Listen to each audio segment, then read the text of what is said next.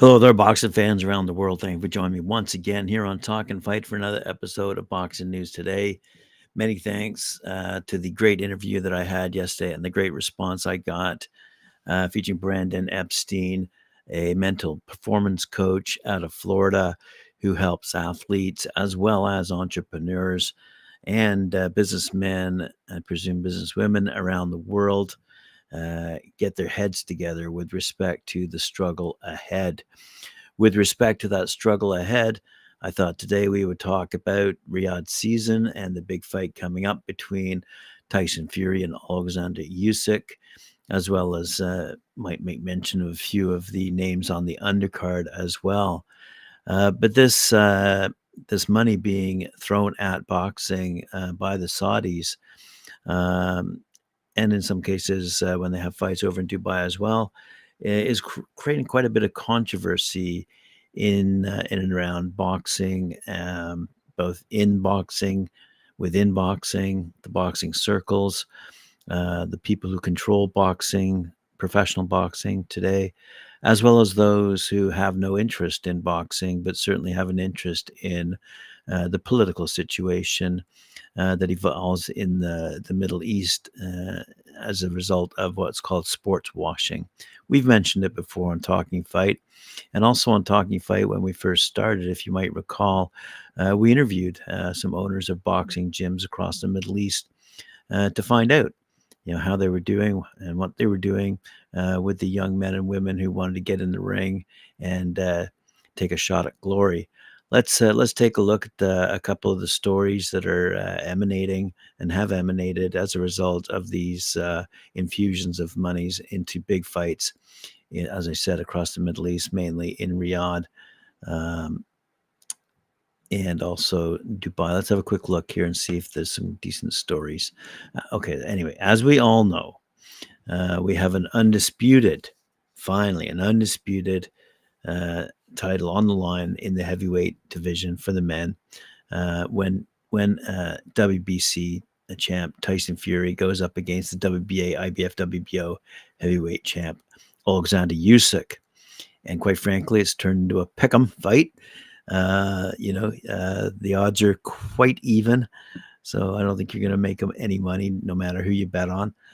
In this particular fight, it's probably an equation of where you come from.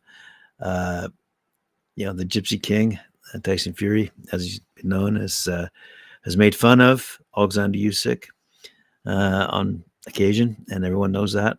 Alexander Usyk, though, is stuck to his game plan. Both of them are looking rather fit, well, as fit as they can be, I suppose, as they warm up for their big fight in Saudi Arabia coming up shortly. As you all know, this is all part of the Riyadh season that was launched way back in 2019 by the Saudis. And last year, you might recall the big fight between Tyson Fury and Francis Ngannou that took place in October. Remember that one? And it was followed up by what was called the Day of Reckoning in December. We all remember that night as well, where we saw Anthony Joshua fight Otto Wallen, Deontay Wilder fight Joseph Parker, and we got some surprising headlines as a result of those two particular fights or fight nights. But nonetheless, let's have a quick look at what people have been saying about this infusion of money from the region and pushing, quite frankly, events across the finish line, fights that might not have actually occurred had there not been the massive amount of money that has flown from Turkey Al Sheikh's hands. He's the chairman of the General Authority for Entertainment in Saudi Arabia, and he's been very instrumental in delivering what we will call mega boxing matches in Riyadh. His financial backing, quite frankly, has made fights possible between champions represented by different promotional entities. As we all know, he made a couple of fellas shake hands, and they did shake hands. Those Brits. Or anyway, so I just want to make mention that the money's up there. It's into the multi millions of dollars, and doesn't also include boxing. By the way, I might make mention that both UFC has had its fights over there, as well as the WWE. So the Kingdom of Saudi Arabia has been quite instrumental in delivering high-profile events and bringing over high-profile fighters to compete in their respective rings. Uh, Money used to be, quite frankly, the biggest obstacle when trying to pair off world champions. For example, when when Anthony Joshua and Deontay Wilder failed to agree to terms in 2018, if you remember that one, or when Fury and Usyk negotiations stalled over in London last year. Uh, Money apparently solved a few issues, and with the Saudis splashing some money, it was enough cash to please all parties, according to the BBC. Anyway, Fury, for example, will earn a staggering £78 million when he fights Alexander Usyk. And Joshua is said to have earned a staggering £39 million against Francis Ngannou. Anyway, so it's not just the heavyweights who are benefiting, as I said before. The postponed now undisputed light heavyweight contest, originally between Artur Beterbiev and Dmitry Bivol.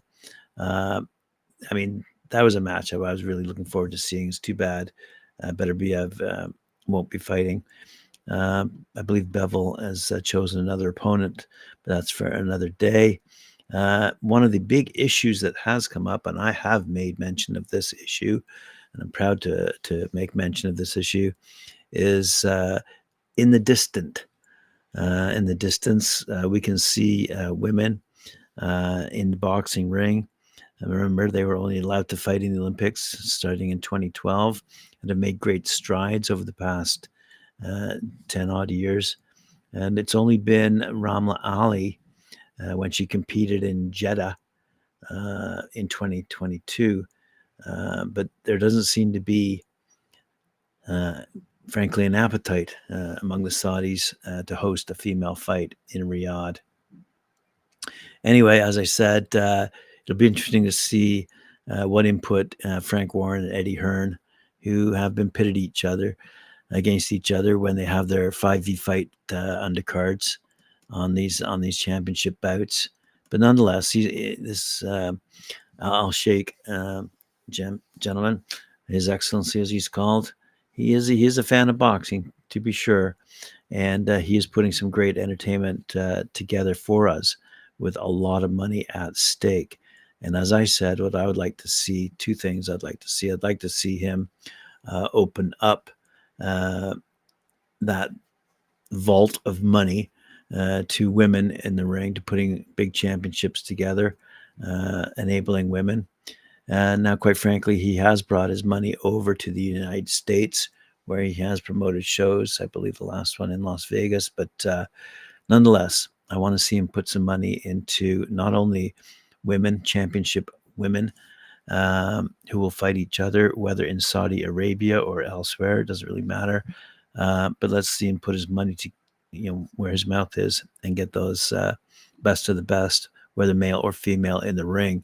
The other thing I want to see him do is put his money into developing the sport across the Middle East. I would love to see His Excellency and others in his circle of friends put their money into boxing gym training facilities, possibly even what you might call the creation of a minor league season or system or league across the Middle East, seeing fighters from Jordan, Lebanon, Syria, Egypt, and hopefully one day Palestine, taking on fighters from Saudi Arabia and the Emirates, and having a good old time in the ring, going toe to toe. It'd be kind of fun to see, quite frankly, fighters from Israel as well compete in those battles in the ring, rather than battling on the streets and killing innocent people, as is happening these days, unfortunately. Anyway, it was kind of funny to see the story emanate about John Fury headbutting one of Usyk's managers. I don't know who he had butted, but it was funny to see his the video that emerged, and B, his reaction. It'd be interesting to see as a result of this particular fight whether Anthony Joshua would be able to face the winner. Frank Warren suggested it might happen. But there's also plenty of action on the undercard. I'd like to throw in a few names here. Looking forward to seeing Jake Caballal and Frank Sanchez, a couple of heavyweights. There's a Welsh fella, Joe Gordina. He's defending his IBF super featherweight title against Ante Kakech. Anyway, there's other fighters on this particular card when Fury and Usyk go toe to toe. But one of the outcomes, as I said earlier, of all this big money being put at the top tier of a very pyramid shaped structure of boxing. It'll be very interesting to see what happens as a result of this massive amount of money being thrown at a very few percentage of the boxers out there in the sport today. It's interesting to see here. I'm looking at an article. It says in 2017, a poll revealed that football was the favorite sport of Americans, with more than 3 times the popularity of basketball. Football was the favorite, 37% of Americans. Basketball at number 2 at 11%. Baseball came in at number 3 with 9%, and soccer number 4 at 7%. And only football, it should be noted, actually gained over 15% of the vote. While mixed martial arts wasn't even an option, and those who wanted to vote for MMA had to do so another, which culminated in a whopping 5%. Among the sports, the list of boxing was tied for 8th at 1%, along with golf, volleyball, gymnastics, motocross, ice, figure skating, and rodeo. Wow. Anyway, the poll is conducted annually from 2004 through 2008, as well as 2013, 2017. And boxing had 2% of the vote in 2008, and in 2006, 1%, and all the other years polled. Anyway, it's roughly in America been the case since the Eisenhower administration.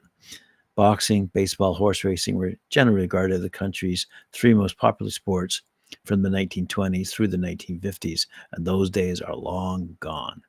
Boxing is now a fringe sport for all but a handful of days a year when there is a major bout that captures the public's attention.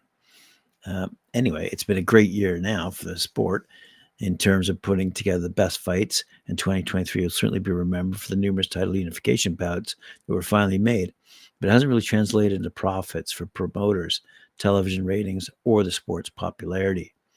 But a new trend, if it continues, could potentially quash what interest remains in the sport in the United States. And the sport's dalliance with Saudi Arabia is relatively new, and Matchroom Sport brought a heavyweight title fight between Anthony Joshua and Andy Ruiz to Saudi Arabia back in 2019, and there have been certainly a handful of high-profile fights over the years since. Now that the Saudis are looking to diversify their economy and make tourism a significant portion of it, as they understand with each passing year, the world will be less reliant upon oil. And they've built lavish hotels and incredible tourism infrastructure, and have spent mind-boggling sums to attract elite acts in sports and entertainment. Boxing has been and will be for the foreseeable future a big part of that. So to culminate this particular story, as I've said, during what they're calling Riyadh season, the Saudis host the Tyson Fury fight coming up, and it will be a great fight indeed, and should help elevate, shall we say, I would hope anyway, from a media standpoint, elevate the sport of boxing in among the common sports fan across North America, not just America, but also including Canada and Mexico in that as well. As we all know, it is pretty huge down in Mexico and around the world, I might add. So when we finally see the ratings, and I would hopefully like to see the impact increase on the sport. One of the negative connotations that we derive from sports washing, quite frankly, as Alexander Usyk and Tyson Fury get ready for their big battle, we still have to consider what is going on in Saudi Arabia these days. For example, in a recent interview in The Guardian over in the UK, it was mentioned that the brother of Said bin Nasser Al Ghamdi, uh, his brother, Muhammad bin Nasser Al Ghamdi, a retired school teacher, uh, who has been sentenced to death for a few innocuous posts on social media, whether in fact he might be saved. And his brother replied, "It's part of our Islamic religion not to despair and to submit to God's will." Al Ghamdi himself, not the one who's awaiting his death sentence to be carried out, but his brother, is a Saudi academic and a political dissident now living in exile in Britain. He said, "If the execution happens, we're prepared." Um, Last week, when reflecting on her 29-year-old sister, Mana Hel, being jailed in Riyadh for 11 years by an anti-terrorism court after being arrested for her choice of clothing and support of women's rights in a series of online posts, Fazia Al-Ataiba told The Guardian that hearing the shattering news, the world became dark before my eyes. Al-Ataiba also lives in political exile in Britain, added, "For the first time, I hated the fact that I was created a woman in my country, a country that has destroyed me and my family and turned our lives into an unbearable hell for the crime that we are women who want to fight uh, for our right to life." So, Talk and Fight supports the men and women um, in the Middle East who want to enter that ring and share in the wealth that is being thrown at champions who are being brought into Riyadh and Dubai. It's about time. Um, you know, on one hand, it's elevating the sport and its exposure across the media, but on the other hand, we do have to address the issue of sports washing and what it is doing on behalf of the people of the Middle East.